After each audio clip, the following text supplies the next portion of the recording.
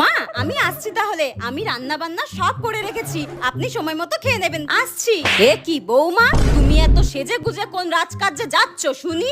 কেন মা, আপনাকে যে আমি পরশুদিনই বললাম আজকে আমার বান্ধবীর বিয়ে, আমি সেখানেই যাব।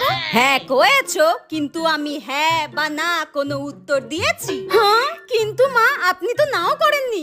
আমি কিন্তু একবার বারণ করেছি, যদি যাওয়ারই হয় তাহলে একেবারে তলপি তলপা গুছিয়ে নাও, একেবারে বাপের বাড়ি চলে যাও, ওখানে যা ইচ্ছা করবে চলে যাও। মনে হচ্ছে শাশুড়িটাকে। মা শুনুন না, আমাকে প্লিজ যেতে দিন না মা, আমি পার্লার থেকে 5,000 টাকা দিয়ে মেকআপ করে এসেছি। কি? কত টাকা দিয়ে মেকআপ করেছো তুমি বিয়ে বাড়ি যাবে বলে? এই রে কেলেঙ্কারি করে ফেললাম মনে হচ্ছে। না না না 5,000 না, 50 টাকা 50 টাকা দিয়ে এসেছি। ঠিকই করেছো, যা দেখতে তোমায় মেকআপ ছাড়া তো এতটুকু সুন্দর লাগে না। শাশুড়ির বাচ্চা শাশুড়ি, মনে হচ্ছে গলা টিপে একেবারে মেরে দিই।